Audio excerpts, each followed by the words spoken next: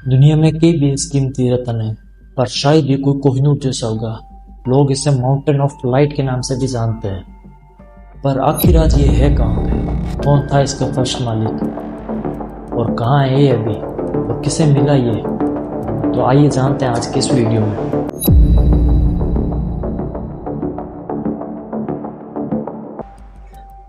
कहानी की शुरुआत होती है 13वीं सेंचुरी में, जब भारत के आंध्र प्रदेश में गोलकुंडा नामक जगह पर किसी रिवर के पास वहाँ के राजा ने माइनिंग चला रखी थी। वहाँ पे बहुत से मजदूर काम करते थे और रोजाना वहाँ पे माइनिंग भी करते थे। पर सिर्फ एक दिन हुआ जहाँ पर सभी मजदूर लगे हुए थे, चालनी से वहाँ पे मिट्टी छान रहे थे और छोटे छोटे डायमंड को इकट्ठा कर रहे थे।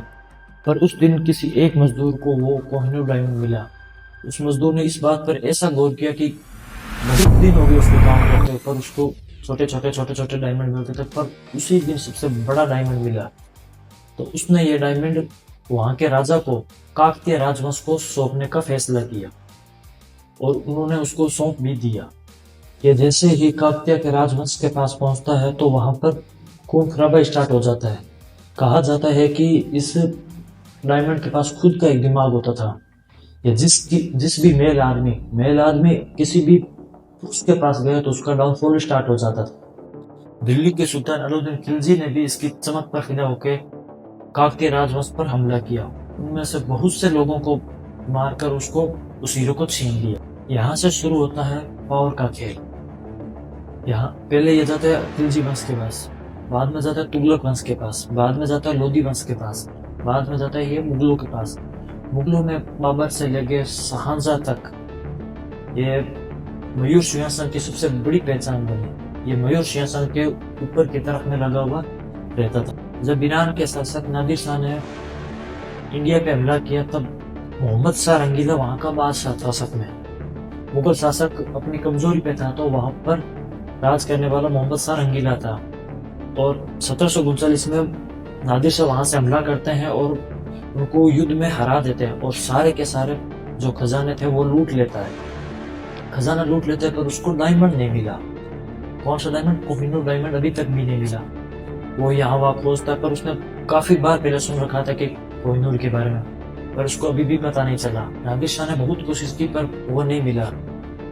जब मोहम्मद शाह रंगीला के दरबार में एक कोटेशन देती थी, उसने चुपके से नादिर शाह को बता दिया कि रंगीला जो है कोहिनूर को अपनी पगड़ी के अंदर छिपा के रखता है।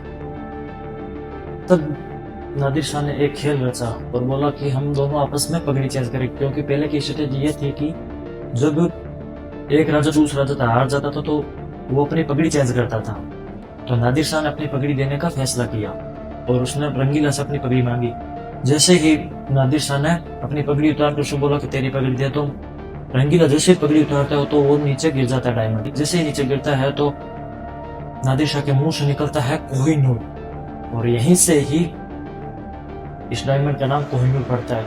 इसका पहले नाम कोहिनूर नहीं था।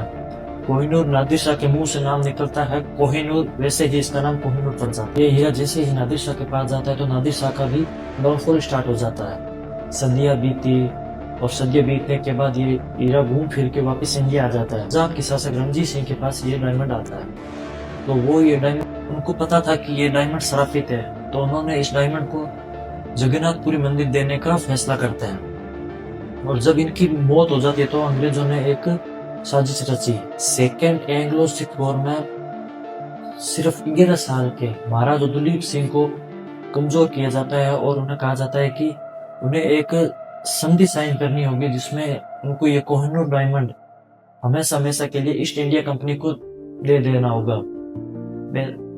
मानो कि 11 साल का बच्चा, उसको क्या ही इतनी समझ होगी कि ये डायमंड किसको देना है किसको नहीं, पता नहीं था इसके बारे में। पर उनको नहीं पता था कि ये भारत की सबसे कीमती चीज है, अंग्रेजों के हाथों में लौटा रहा है हमेशा हमेशा के लिए। और वो कमजोर बच्चा आखिर करे ही क्या, उन्होंने डायमंड को उसने लौटा ही दिया। आखिर में डायमंड अंग्रेजों के पास इंग्लैंड पहुंचा तो उन्होंने भी इसका श्राप देखा। उन्होंने भी बहुत से युद्ध झेले।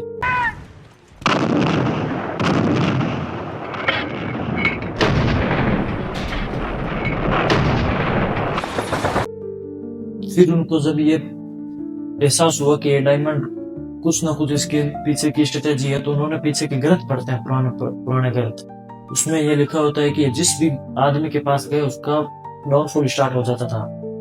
तो वहां की रानी क्वीन विक्टोरिया ने फैसला किया कि ये डायमंड सिर्फ औरत ही पहनेगी, अगर औरत नहीं तो जो किंग बनेगा वहां का उसकी रानी पहनेगी, यानी कि क्वीन पहनेगी उसको। बाद में इस डायमंड को ताज में फिट करने के लिए 185 कैरेट का डायमंड को काट कर 105 कैरेट का डायमंड करके इसको ताज में फिट कर दिया जाता। आज कोहिनूर टावर ऑफ लंदन में स्थित है और भारत और अफगानिस्तान ने बहुत बार इसे मांगने की कोशिश की, और जब मांगने की कोशिश की तो उन्होंने बोला कि ये तो हमें गिफ्ट में मिला है, क्या किसी छोटे से बच्चे 11 साल के बच्चे से संधि साइन करा के उससे ये छीन लेना, क्या ये एक गिफ्ट है?